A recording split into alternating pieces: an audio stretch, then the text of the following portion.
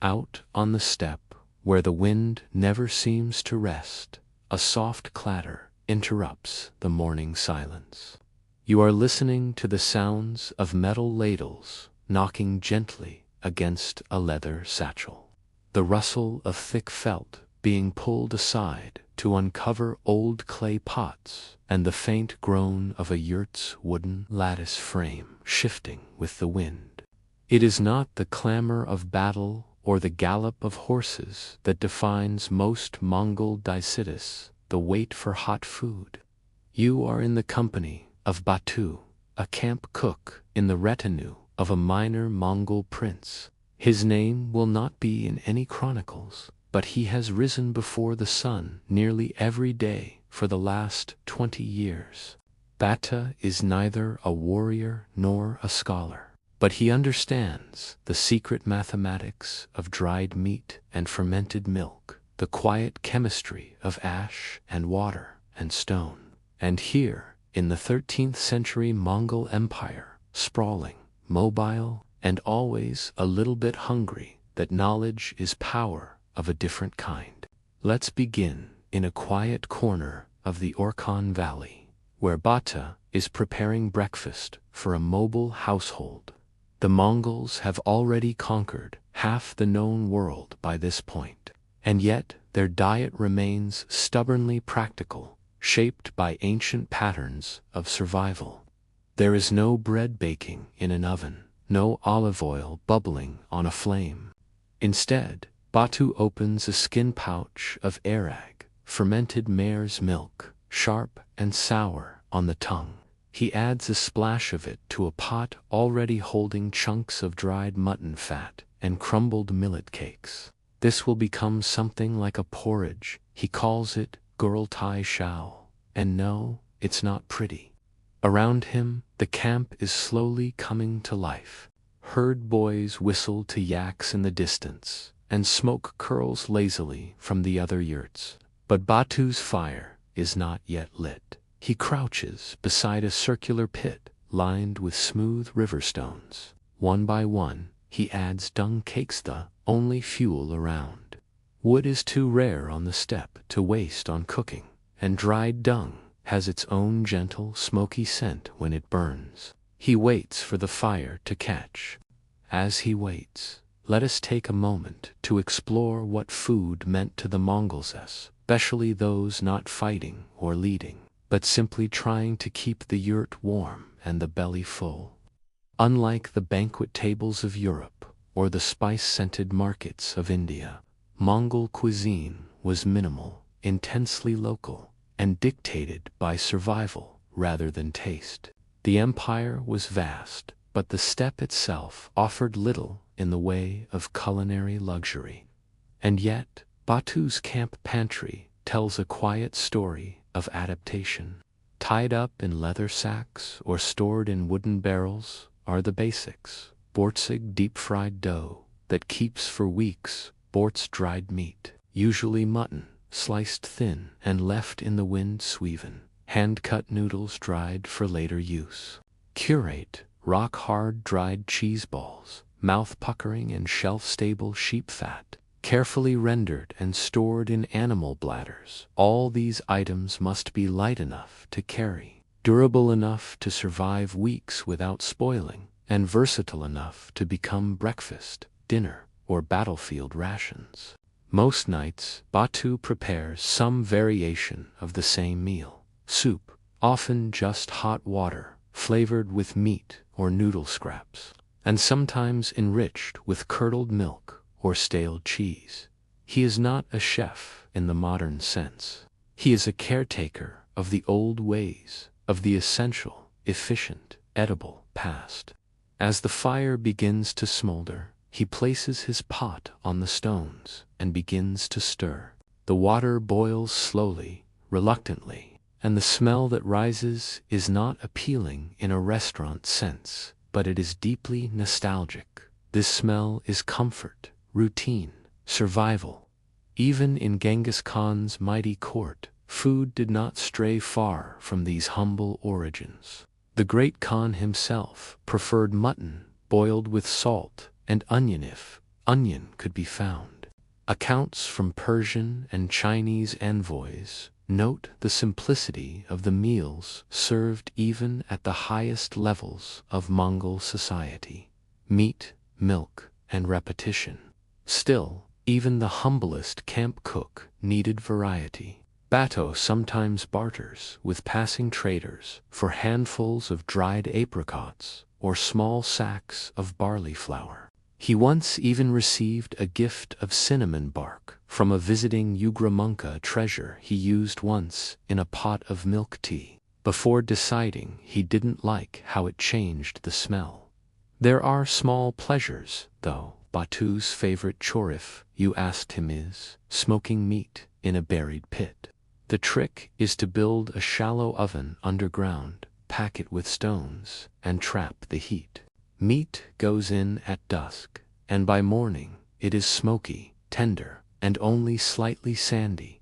He dreams sometimes of goose, not because he's had one recently, but because he once cooked one for a traveling general with a taste for poultry. He still remembers how the skin crackled, how it dripped fat onto the hot stones and hissed like a serpent. A rare delicacy. But it's not goose that simmers in the pot today. It's something more familiar, soup, so ordinary it doesn't even have a name. It will feed a dozen people, none of whom will remember it tomorrow, and that, Batu might tell you, is the point. Outside, the wind picks up. Horses snort and stamp. The world moves, but the cook's fire burns steadily. Even across thousands of miles and centuries, you can imagine sitting beside Batu's fire. The bowl he hands you is dented from use. The soup is greasy, bland, and exactly what you need. You drink it slowly, letting it warm your fingers. And as you eat, a question emerges, gentle but persistent. If this empire stretched from Korea to Hungary, how did a man like Batu manage to feed so many people without ever leaving his campfire?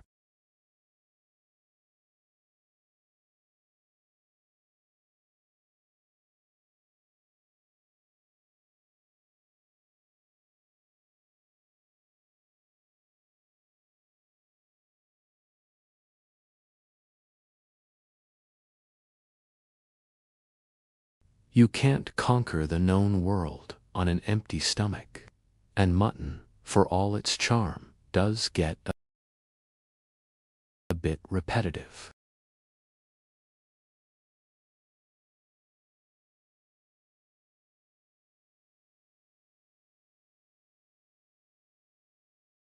Borts is boiled meat, usually mutton or beef, sliced into thin strips, then dried in the open air until it becomes brittle and paper-like. When stored in linen sacks or animal skins, borts could last for months and be rehydrated in a pot of boiling water in minutes. One Persian chronicler, Juvayni, visiting the Mongols in the 13th century, marveled at this preservation method.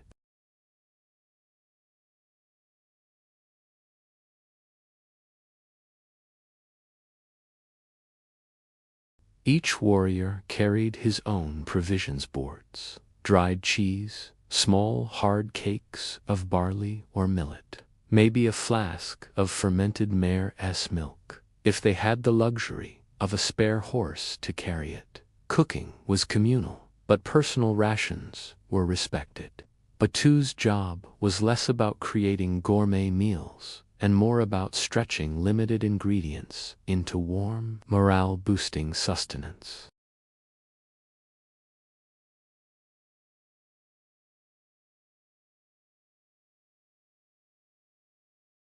Meat was immediately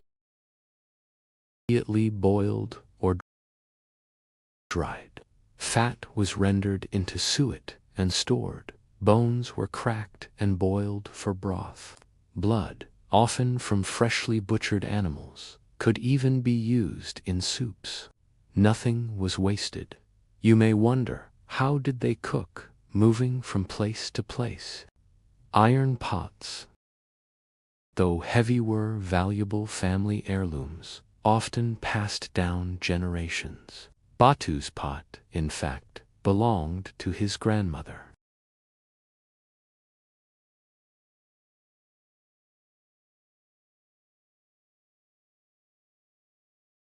Trout, duck eggs, river mussels even, stolen onions, or wild leeks might find their way into Batu's pot. If there were grains to be found, millet, barley, or rice beta would thicken his soups or prepare tuivan, a sort of noodle-and meat dish fried on a flat pan. But these moments were rare. The reality of feeding a mobile empire required consistency, not novelty. High-ranking generals, princes, and members of the royal family had access to richer, more varied diets. These included preserved fruits, honey, yogurt, drinks thickened with pine nuts, and imported delicacies from the Silk Road raisins, spices, or occasionally sugar. Horsemeat for the honored guest, and fermented mare's milk passed around in golden cups. But these grand feasts were ceremonies, not daily routine. Back in the regular camp, Batu's meals were often interrupted not by fanfare, but by livestock problems. A goat might chew through a rope, a windstorm might scatter dung cakes before he lights the fire, or a warrior might insist he needs his dinner now because he's on patrol tonight and didn't eat breakfast. Feeding soldiers isn't just about calories, it's about morale, and Batu understands this deeply. He knows which warriors like their soup thinner, who prefers more fat, who wants the cheese crumbled in after boiling rather than before. These are the invisible details of history. No chronicle will record that Batu once stayed up all night boiling bones, so a teenage herdsman could eat something warm after losing a cousin to frostbite. But these are the threads that hold an empire together. Perhaps the most remarkable part of this system is how decentralized it was. Each small camp had its own cook, its own herds, its own rhythms. There was no giant warehouse of Mongol food, no standardized rations printed by the state. And yet, like gears in a vast machine, the empire kept moving, fed by the knowledge passed down in kitchens like Batu's. Today, as Batu begins preparing the midday mila broth made from the same leftover scraps he scraped this morning, you can help but wonder, with so little written down, how much of this culinary knowledge has already disappeared into the smoke of history. The sun is low on the horizon now, casting long shadows across the grasslands. The yurt walls glow golden with the last light of the day, and Batu has just finished cleaning his knife with a twist of old wool. Dinner was eaten quietly, as it usually is. The warriors came, squatted, nodded in thanks, and left again. A few murmured complaints about the cold wind. One mentioned the broth was too thin. Bata just nodded. He's heard it all before. Outside, the horses are quiet. Smoke from the cooking fires floats lazily across the camp, and a few children chase each other around the edges of the animal pens. Another day on the steppe is ending not with fanfare, but with routine. And for Batu, this is what comfort looks like. He sits down on a folded wool mat, pulls his cloak tighter, and begins to prepare something special milk tea called sute sai. You might think it odd to end a day of meat and smoke with tea made from milk, salt, and sometimes butter. But for a Mongol camp, this is not just a beverage, it's a ritual. He stirs the boiling pot slowly, adding brick tea imported, traded from Chinese merchants who wrap their wares in hard, dark cakes. The flavor is earthy, almost bitter. He crumbles a ball of curate into the pot and watches it dissolve. The resulting liquid is pale, salty, and oddly soothing.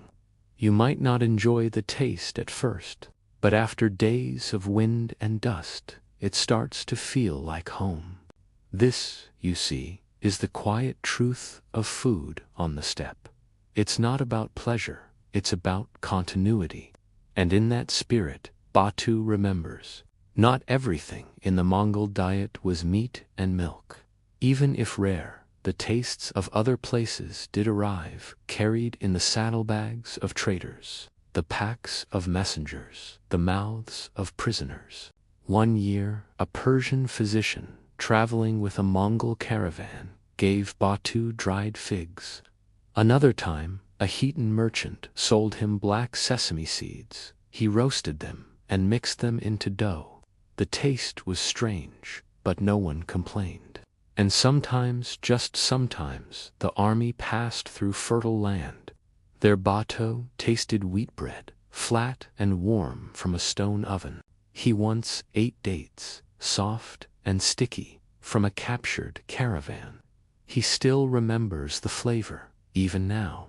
Even after all the fat and bone and broth, that date lingers in memory, like a firefly in a dark tent. But moments like that are rare, and the foundation of Mongol cuisine remained the same. Dairy in the spring and summer, meat in the fall and winter, dried and preserved food during war, travel, and hardship. The seasons dictated the menu. In spring, milk flowed freely, mares foaled, and fresh arag was abundant. In summer, curds were pressed, yogurt dried, and cheeses hardened for winter storage. Autumn meant butchering livestock, choosing which animals were too weak to survive another winter. Winter itself was hard. The pots grew smaller, the fire colder, but always there was something to boil. You can imagine Batu in each season, hunched against the wind, squinting at the pot, hands stiff with cold or sweat or dust. You can see him in the back of a moving cart, boiling soup on a fire built inside a metal pan balanced on bricks. You can even picture him whispering to a sheep as he chooses which one to slaughter, not cruelly, but with the practiced intimacy of a man who has done this many times before. There's no written cookbook for this kind of life. There's no formal recipe, only memory. That's why, tonight, as he drinks his milk tea and watches the moon rise, Batu finds himself wondering who will remember how to make shul from frozen meat, dried cheese, and tea dregs. Who will remember to season water with sour yogurt when there's no salt left? Who will remember to boil bones twice, even 3 times, to stretch their flavor just a little longer? Because the empire will change. Batu knows this. Even now, there are whispers that the Khan's grandson is ruling more from cities than tents. Chinese cooks are being brought into courts. Rice appears more often. Spices, garlic, sugar, these things are creeping into the stew. Some welcome it, but Batu, for all his quiet patience, is not sure. He doesn't resent change. He simply worries that something vital will be lost, not in taste, but in practice. How to cook without a kitchen. How to feed a family with only wind and stones. How to make something warm in a place that gives you almost nothing. These are the kinds of thoughts that settle into the folds of your cloak after dark. And as Batu lies back on his mat, staring at the sky, he hears a soft bleat. One of the goats has gotten loose again. He sighs, sits up, and reaches for his boots. Because no matter what the future holds, the soup still needs stirring. The fire still needs feeding. And somewhere, someone will always be hungry. So he walks quietly into the dark, toward the goat, toward the wind, toward tomorrow. And as you follow his footsteps, you might ask yourself, When history remembers the warriors and kings, who remembers the cook? You are in the capital city of Chang'an, and the year is somewhere in the middle of the Tang dynasty, say around 742 CE. The streets are wide, meticulously gridded, and filled with a hushed sort of busyness. Couriers dart past fruit sellers, Buddhist monks file silently through the morning fog. And near the heart of the city, inside a large building, adorned with painted eaves and cherrywood lattice screens, a small copper kettle begins to whistle. This is not a kitchen. It is an office. To be precise, it's one of the lesser chambers of the Ministry of Rites, a bureaucratic wing responsible for managing ceremonies, diplomatic protocols, civil service examinations, and curiously a great many pots of tea. You sit in the corner of a sparse but dignified room. Calligraphy scrolls hang from the walls, inkstones rest beside tidy stacks of paper, and the wooden floor is slightly warped from years of quiet pacing. A breeze moves gently through a bamboo screen. Outside, a low-voiced clerk recites from memory the correct form of address for a visiting envoy from Silla. And here, in this quiet temple of paperwork, Senior Assistant Scribe Li Wending gently pours hot water over a compressed tea cake. This is not indulgence. This is procedure. In the Tang dynasty, tea was not yet the elegant porcelain's world experience it would later become in Song courtly circles. It was practical, hearty, and often mixed with strange things: salt, onion, orange peel, even rice. But here, in this office, it was also something else, a daily punctuation mark in the endless sentence of government. The bureaucracy of the Tang dynasty was enormous, possibly the most elaborately structured civil administration the world had yet seen. At the top were high-ranking officials appointed by the emperor himself. Below them, layer upon layer of administrators, clerks, auditors, translators, ritual specialists, archivists, and note-keepers, each with a very specific job, each bound by tradition, protocol, and paperwork. And it turns out, all that paperwork made people very thirsty. Li Wending was not an important man, not by imperial standards, but he had a coveted post. His job was to draft and copy ceremonial scripts, especially those related to imperial sacrifices and foreign delegations. His handwriting was exquisite. His tea was better. In fact, among the scribes, there was an unspoken hierarchy, not of rank or salary, but of tea preparation. Li had inherited his copper kettle from his uncle, who had served in the same post decades earlier. It was slightly dented at the base and blackened from decades of use. The handle was wrapped in silk cord. It made a soft, satisfying hiss when the water began to boil, never too quickly, never too slow. By mid-morning, the scent of roasted tea leaves drifting from Li's corner became a kind of timekeeper, like clock chimes or sundials. It was known across the entire ministry that when Li's tea was poured, it was time to pause, sip, and breathe. And so, like so much of Tang dynasty life, the tea break became institutional. But this was more than just a daily ritual. It was an informal information exchange.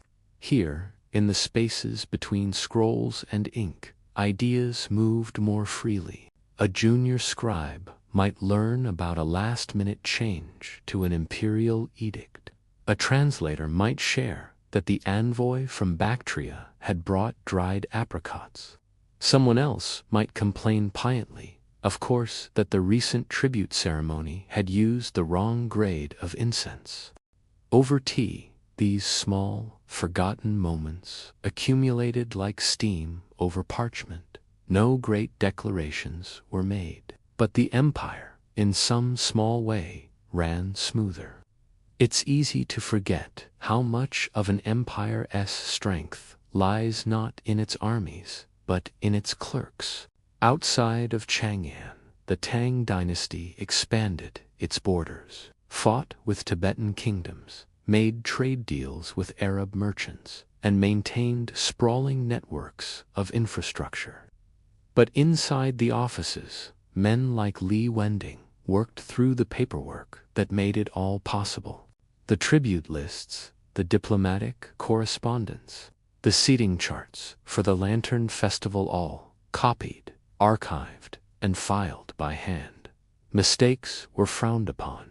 Ink was expensive. Paper, while more available now thanks to recent innovations, was still valuable enough that errors had to be scraped off delicately with a knife rather than thrown away. Imagine the pressure. Now, imagine doing that work for 10 hours a day with no heating in winter and no fans in summer. And so, tea. It was not just for comfort, it was for endurance. The mild caffeine kept the mind sharp, the warmth kept the fingers from stiffening, and the ritual itself, the grinding of leaves, the pouring of water, the measured sips, was a way to mark time in a place where clocks were sun-based and meetings lasted days. But even tea had hierarchies. Junior clerks drank crushed leaves, boiled in open pots, often mixed with millet husks or ginger. Middle-ranking scribes, like Li, might have access to compressed cake-small discs of roasted leaves that could be broken apart and steeped more precisely. Higher officials, if they drank tea at all, had it prepared by attendants in porcelain cups with painted rims. There were preferences, of course. Some preferred the more bitter southwestern varietals. Others liked their tea spiced with dried citrus peel or lightly salted. Li himself favored a mild blend mixed with puffed rice and a single dried plum. He claimed it cleared the throat and softened the voice, which was useful during long recitations. Occasionally, someone would receive a gift sample of tea from far-off places, a leaf plucked in Sichuan, a powder from the south, a foreign infusion from the borderlands. These were sipped quietly, curiously, and commented on in vague terms. Too bold, a bit smoky, good for colds, and then back to work. Because that's the defining feature of this world. Everything returns to the scroll. Even in the midst of poetic beauty, the rustle of leaves in the courtyard, the glint of sunlight on lacquered desks, the quiet hum of recitation, there is always a task waiting. Another ceremony to record, another edict to draft, another copy of the Buddhist canon to transcribe, character by careful character. Still, the kettle will boil again tomorrow, and the day after that. Long after the emperors change, after wars are fought and poets die, someone will be there in the corner of a quiet office, steeping tea with the same care as before. And as you sit here now, watching Li Wending gently swirl his cup, the faint scent of roasted leaves clinging to the air, you may find yourself wondering how much of an empire is held together by the hands of men. No one remembers hands that brewed tea as often as they wrote the laws. You return to the ministry just after noon, when the sunlight falls in long rectangles across the polished wood floors, and the corridors are quieter than usual. The midday meal has come and gone, a simple bowl of rice, perhaps, or a salted duck egg tucked inside a cloth bundle, and most of the clerks have retreated to their desks with a slow, full sense of determination. The only sound in the chamber is the quiet scratch of brushes on parchment, and, just faintly, the bubbling hum of Li Wending's kettle beginning to warm again. The temp's bureaucracy doesn't pause for long. Even its tea breaks, while cherished, are measured in sips rather than speeches.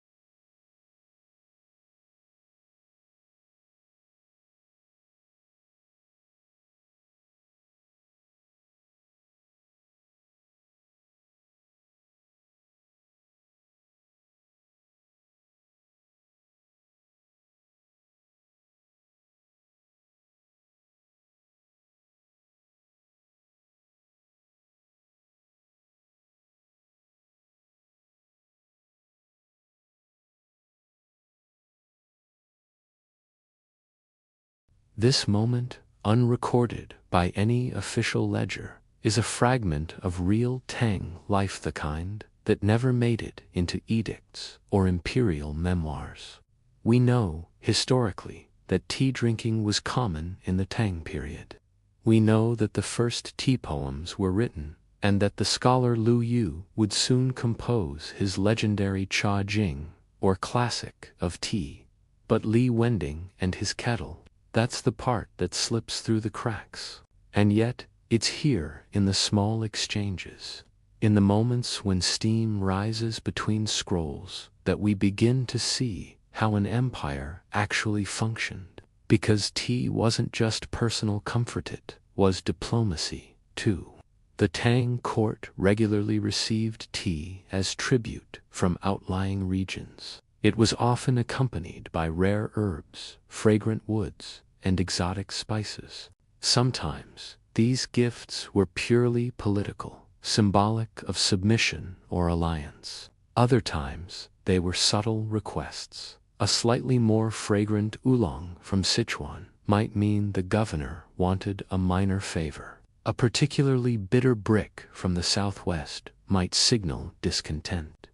These messages weren't written, they were brewed, and the clerks who managed such affairs had to understand them all.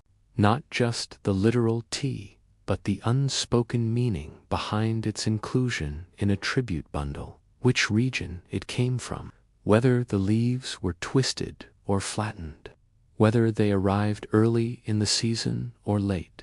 Li Wending, for his part, keeps a small notebook in which he quietly records the teas he's tried, not for taste, but for origin and quality.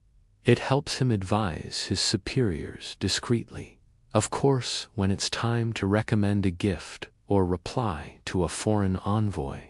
After all, if the empire sends a bitter leaf to a soft-tongued diplomat, someone may take offense. Even the boiling of the kettle has implications. It must not be too loud or aggressive, that would signal impatience. The pouring must be smooth. The cups no more than 2 or 3 should be matched, not mixed. Spoons are not used. The handle of the kettle should not point directly at a guest. These aren't rules, exactly, they're tones, manners of expression, like calligraphy, but in water and steam. But the Tem court did not drink in silence. Here, in the lower halls of the ministry, tea often accompanied gentle conversation. Sometimes it was poetry, a new couplet someone had heard in the market, or a line written in secret and shared only during the third cup. Other times, it was gossip. A bureaucrat's brother had been demoted. A eunuch at court was suspected of favoring northern merchants. A rumor that the empress herself drank only jasmine-scented teas despite the summer heat. You don't find these details in the grand histories, but they shaped the day. They added texture to the scrollwork. They softened the corners of an otherwise rigid administrative world. And while Li Wending doesn't speak much during these breaks, he listens carefully, because listening, like brewing, is part of the craft. Sometimes, when a new junior clerk arrives, Li tests them not with questions, but with a teacup. He watches how they hold it. Do they grip it like a rice bowl? Do they wait for it to cool? Do they sip too loudly or pour too quickly? He doesn't judge, but he notices, and in his own way, he teaches. He'll mention quietly that older leaves need longer steeping, that boiled water should be left to rest for a moment before pouring, that tea should never be drunk directly over an open scroll. This is how bureaucratic knowledge is passed down, not just about law and ceremony, but about the slow rituals that give those things meaning. Outside, the light shifts again. A shadow falls across Lee's writing desk, and he turns the kettle slightly so the steam doesn't dampen the fresh ink. He picks up his brush, dips it once, and resumes copying a 4-page description of a forthcoming embassy from Sogdiana. Another cup of tea waits to one side, still warm. And as you sit with him, in the warmth of the mid-afternoon stillness, you begin to understand something subtle but important. In a world ruled by rules, it was tea that allowed space for being human. A sip to pause, a cup to think, a pot to share before returning, always, to the ink. And so, you may ask, in an empire of protocol and parchment, could the simple act of boiling water be the most civil gesture of all?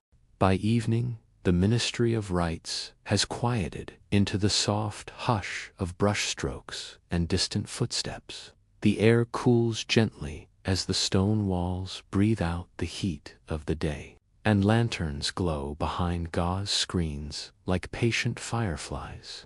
It is at this hour, after the last report has been copied and the last scroll tied, that Lee Wending lights the small brazier again and prepares his final pot of tea.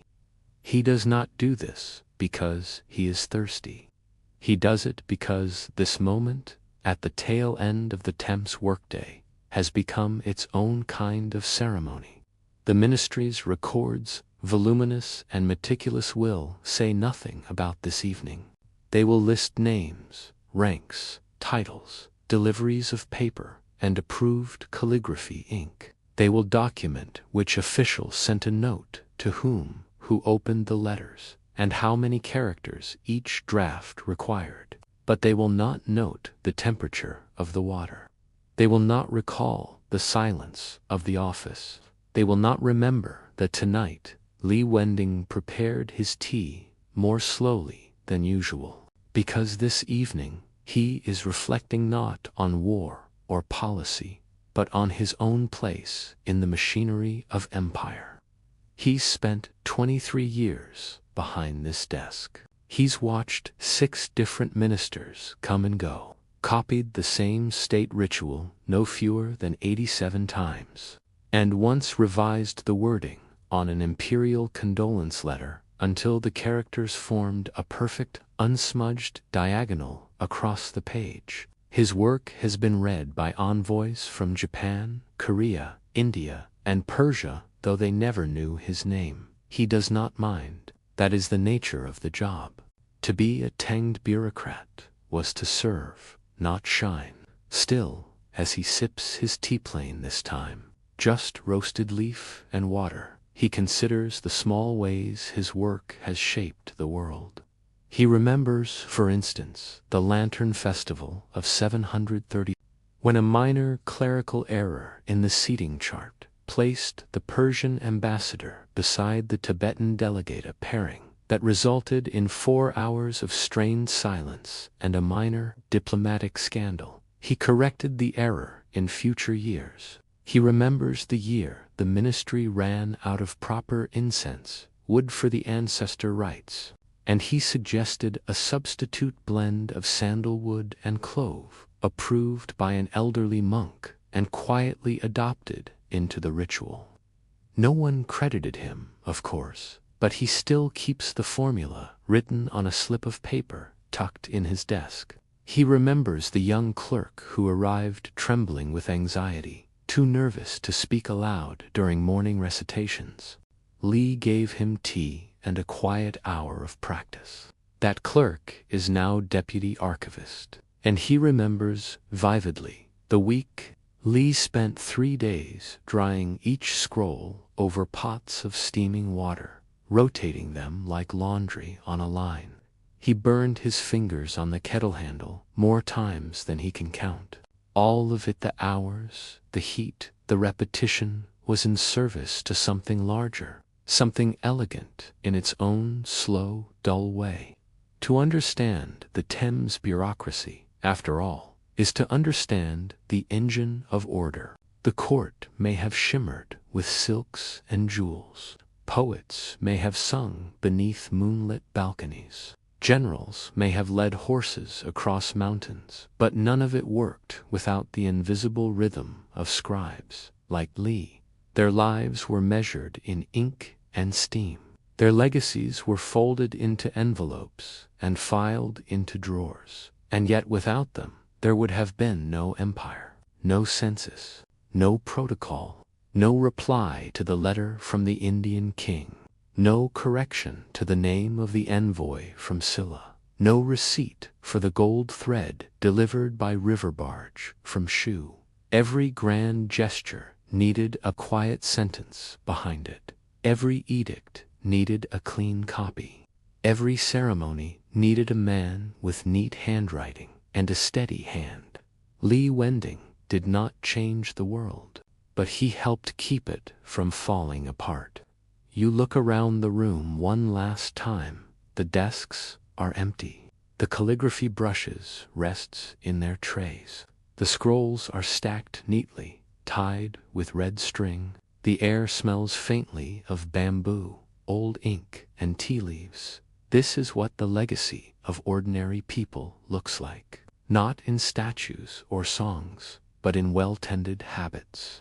In routines passed down like heirlooms. In the whisper of steam and the soft scratch of a brush. Li finishes his tea, rinses the cup, and dries it with a corner of his robe. He straightens his writing desk and folds the slip of paper with the incense recipe into the pocket of his sleeve.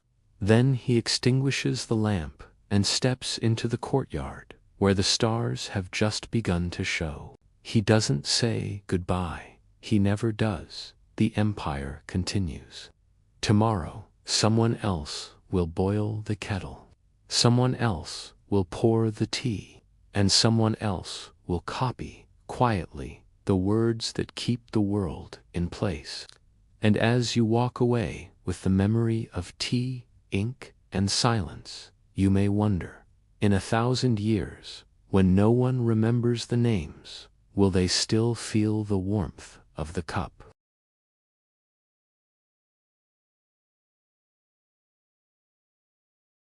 A man named Weenot, a scribe, not a priest, but a senior gardener, is overseeing the watering of cucumbers.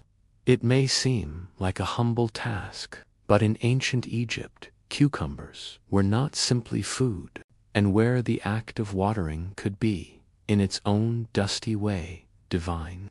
The cucumbers in question are not exactly like the ones you might find today at a market.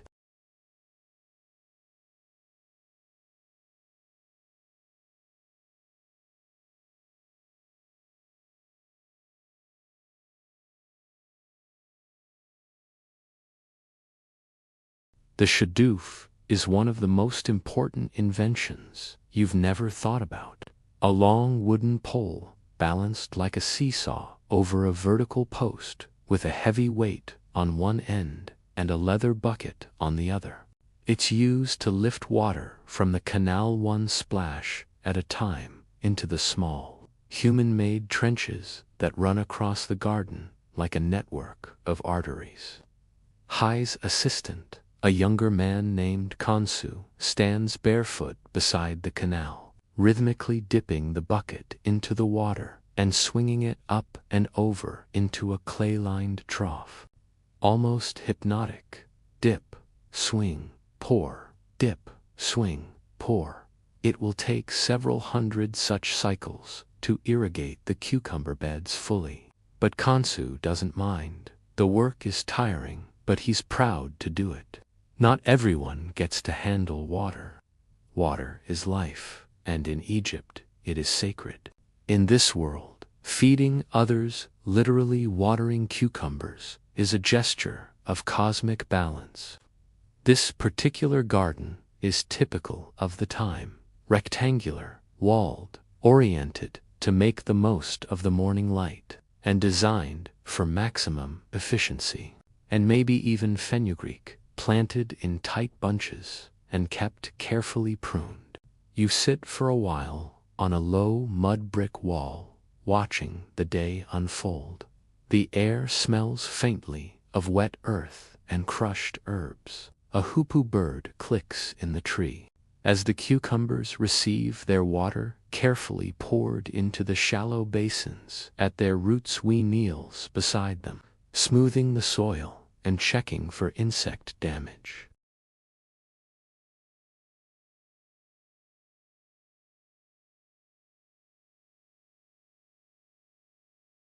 Other times, he will soak crushed beans in water overnight to pour over the young shoots, believing it strengthens them.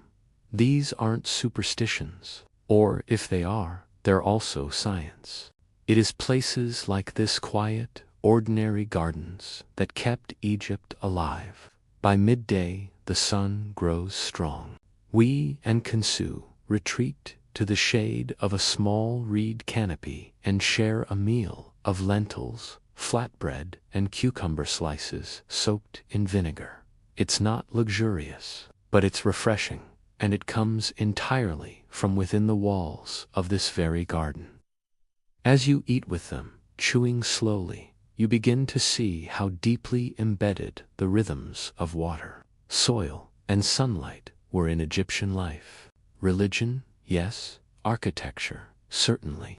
But food like cucumbers and leeks was the beating heart beneath it all. And you may wonder, in a civilization that built pyramids to reach the stars, how often do we remember the hands that watered the cucumbers first? It's a few days later now, and the cucumber plants have grown.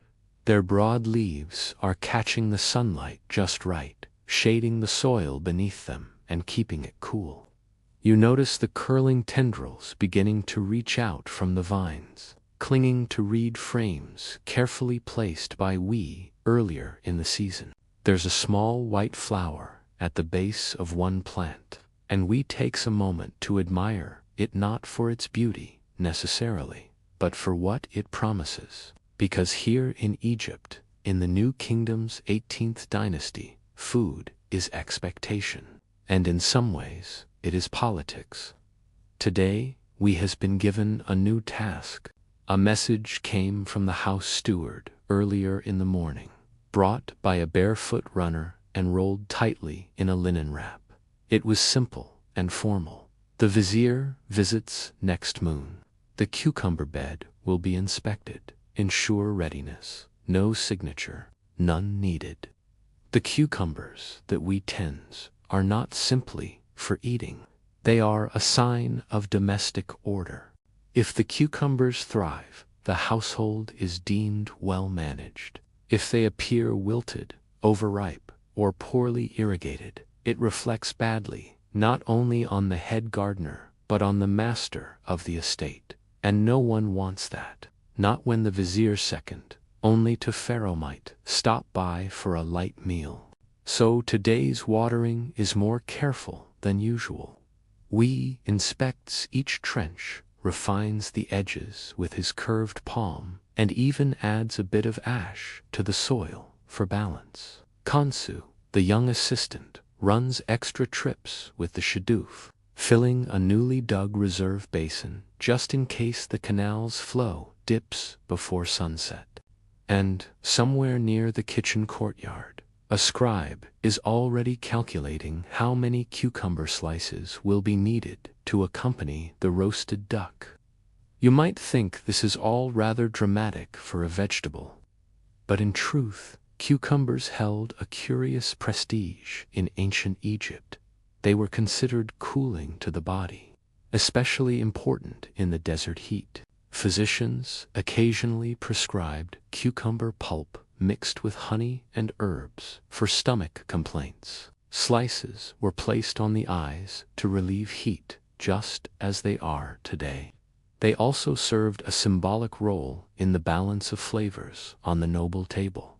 In a world where meats were often salted and stored, and where dates and figs offered cloying sweetness, cucumbers provided a cleansing contrast to neutral crispness that refreshed both the tongue and the spirit.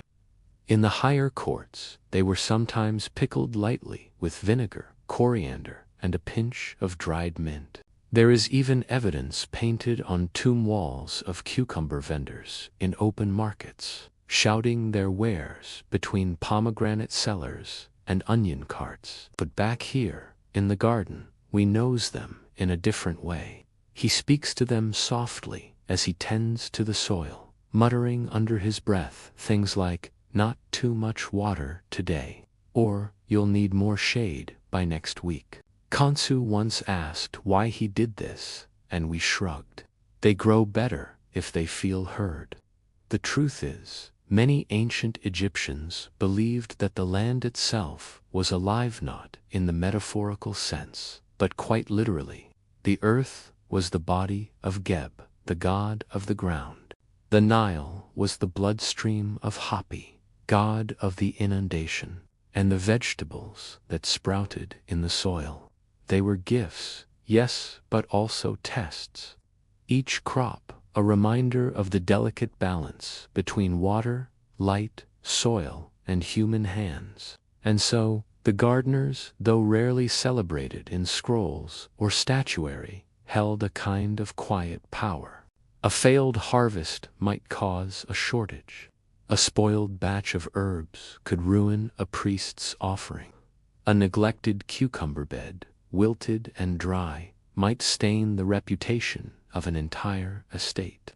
We remembers one such case from his younger years, a gardener in Memphis who allowed his melons to overripe, the skins split, flies gathered. The nobleman's cook sent them back, untouched. Within a week, the gardener was reassigned to stable duty. So when the message about the vizier came this morning, we simply nodded and began his preparations. There was no panic, only process. As the sun climbs overhead, Kansu helps we roll out a reed mat screen to cast a slatted shadow over the tender vines.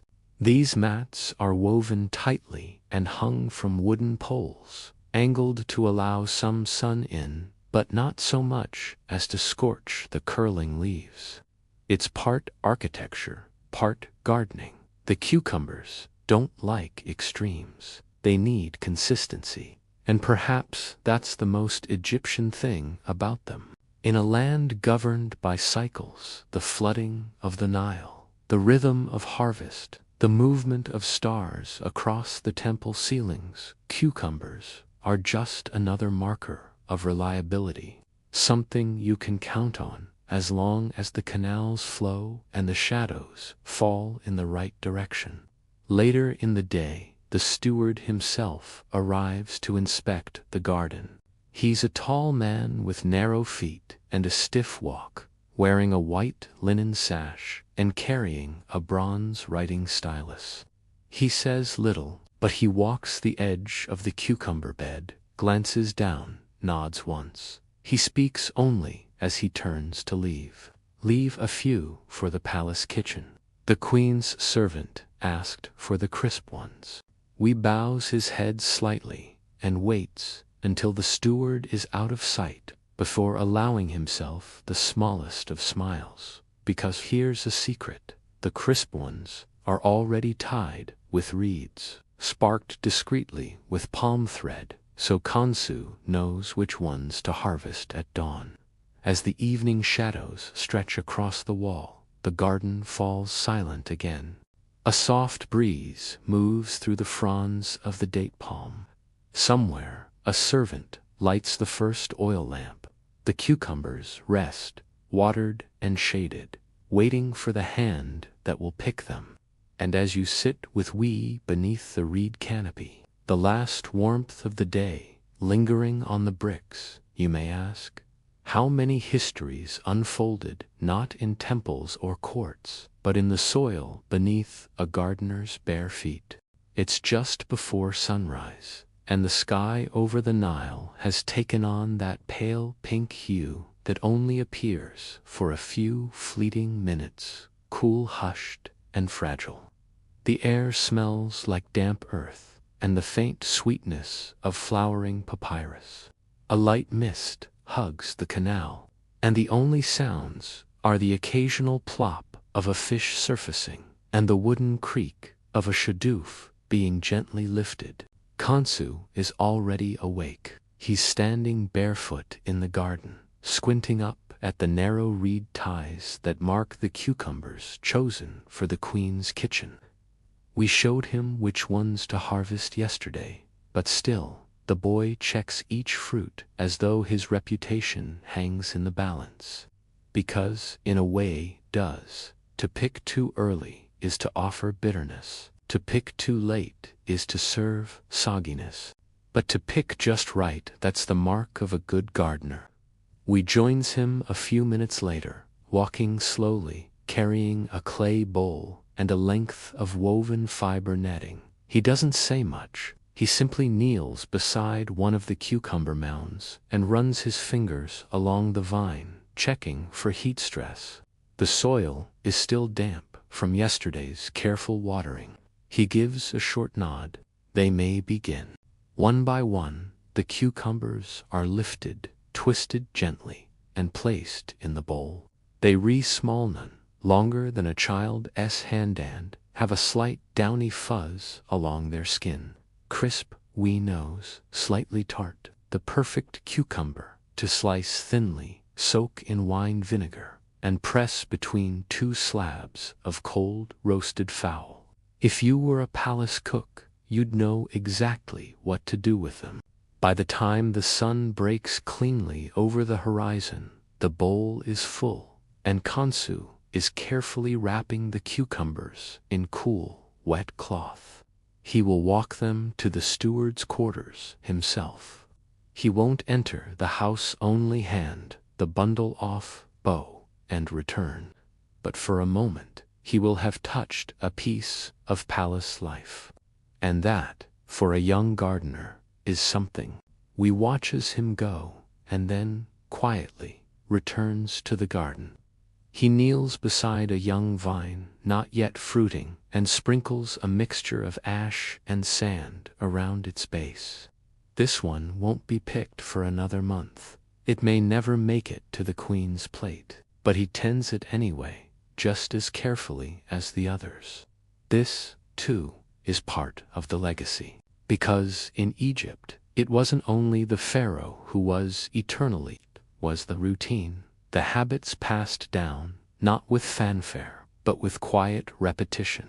We remembers his own teacher, a man named Min, whose knuckles were so calloused he could stir hot coals with his fingers. Min had taught him everything: how to smell soil for salt, how to cut a trench that wouldn't collapse, how to listen for the tone of water flowing in clay gutters. He also taught him when to rest, when to speak softly to the plants, and when to ignore the house steward's impatience. Min never appeared in any records. No statue bore his name, but we still hears his voice when the cucumbers bloom. That's the strange thing about gardening here. It isn't just about food, it's about continuity. Many Egyptian tomb paintings depict gardens, not grand, symbolic landscapes, but detailed square plots of onions, lettuce, leeks, and cucumbers. Some even show servants watering plants with clay jugs, hands mid-pour, frozen in an eternal act of nourishment. The afterlife, it seemed, needed cucumbers too. We know from surviving documents that elite households sometimes included gardening instructions in their estate management records. There were even oaths sworn by gardeners before beginning a season's planting, small, ritual declarations promising not to steal the seed grain, not to underwater, not to let weeds grow. In return, they asked the gods for sun, water, and quiet mornings. Some scholars have wondered if gardeners performed small, private offerings, a few drops of water poured into the soil, a bit of bread crumbled near a root. No formal ceremony, just a moment of recognition that the life growing underfoot was sacred, too. We does something like that now. He kneels beside the last cucumber bed. He doesn't speak, not aloud, but his thoughts are ordered, steady. He is grateful the soil is cool. Grateful the cucumbers came up clean.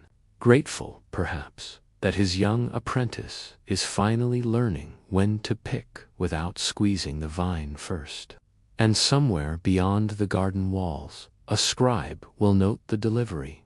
A cook will slice the cucumbers into a vinegar bath, and the queen will eat without ever knowing the names of the hands that watered the fruit. That's how it's always been. Back in the garden, the sun has fully risen. The vines stretch a little, reaching toward the light. A hoopoe bird lands on the fence post. Wee reaches for his cup, filled with water and a few mint leaves, and takes a slow sip. He glances toward the canal. Kansu is already returning, empty-handed, but walking with a slight spring in his step. Tomorrow, there will be more watering, more weeding, more whispering to the soil, and perhaps if the weather stays mild, a new set of blooms. You sit for a while longer, just listening, to the bees, to the breeze, to the quiet industry of life, lived close to the earth. And you might think, perhaps the most important things in history are not carved in stone or sung in temple hymns but grown, day by day, in rows of cucumber beds.